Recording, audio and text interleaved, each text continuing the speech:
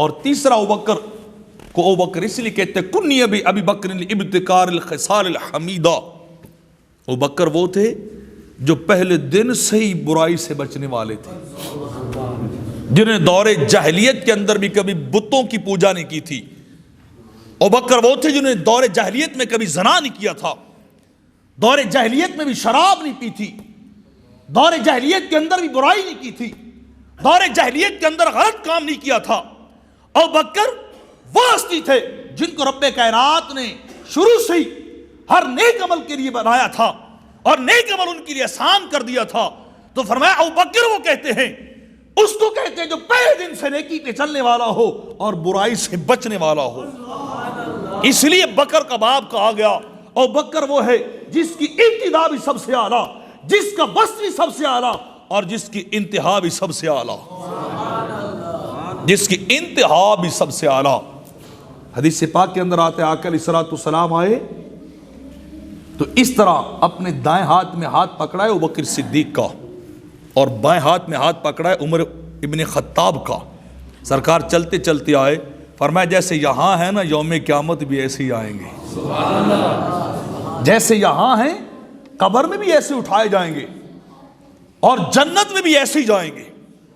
فرمایا جیسے ابوبکر میرے ساتھ یہاں ہے، جیسے عمر میرے ساتھ یہاں ہے، قبر بھی میرے ساتھ۔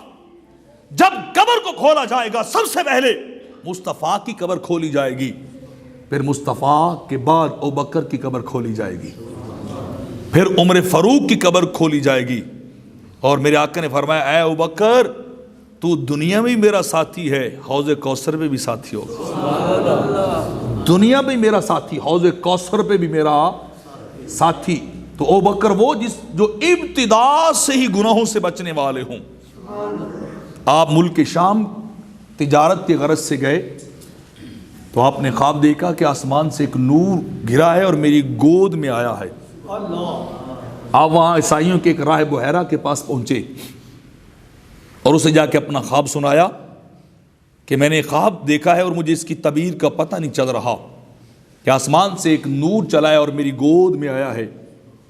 تو اس نے پوچھا بتاؤ، پہلے یہ بتاؤ کہ تم آئے کہاں سے ہو؟ آپ نے کہا میں مکہ میں رہنے والا ہوں، مکہ سے تجارت کی غرض سے شام آیا ہوں۔ پھر پوچھا بتاؤ تمہارا قبیلہ کون سا ہے؟ تو آپ نے جواب دیا میں قریش سے تعلق رکھنے والا ہوں، وہاں مکے سے تعلق رکھتا ہوں، تمیم کی شاخ سے میرا تعلق ہے، لیکن یہاں میں تجارت کی غرض سے آیا ہوں۔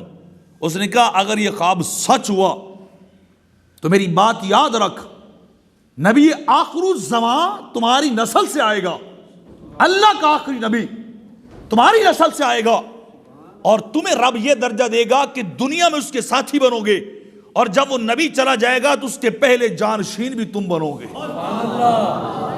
اس کے پہلے خلیفہ بھی تم بنو گے، اس کے پہلے جانشین بھی تم بنو گے۔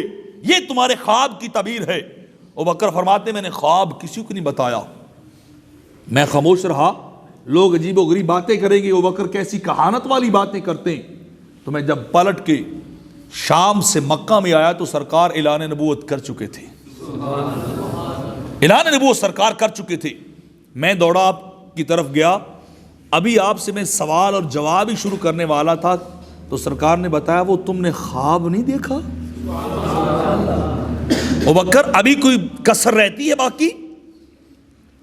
ابھی کوئی شک باقی رہتا ہے کہ تم خواب دیکھ چکے ہو کہ آسمان سے نور تمہاری گود کے اندر آیا ہے؟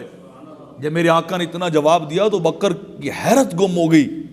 مصطفیٰ مکے میں ہے، میں شام میں تھا، خواب مجھے آیا اور خبر مصطفیٰ دیتے ہیں، اطلاع سرکار دیتے ہیں، اس واقعے کو بیان سرکار کرتے ہیں۔ بس اتنی بات ہوئی، میں دوڑا، سب سے پہلے میں نے پہلے سرکار کے پیشانی کو چوما ہے، سرکار کی پیشانی پہ بوسہ دیا، ہاتھ چومے اور چوم کے کہا حضور میں گواہی دیتا ہوں آپ اللہ کے رسول ہیں، آپ رسول برحق ہیں، آپ ہادی مطلق ہیں، آپ اللہ کے فرستادہ ہیں، آپ اللہ کی بارگاہ سے سچ کو لے کے آئے ہیں۔ حضور جو بات بھی آپ کرتے ہیں نا وہ بات آپ کی سچی ہی ہے، میں گواہی دیتا ہوں۔ تو پہلے دن سے ابوبکر کو رب کائنات نے عمدہ خصائل اور اعمال اور افعال کا مالک بنایا تھا، اسی لیے انہیں ابوبکر کہا گیا۔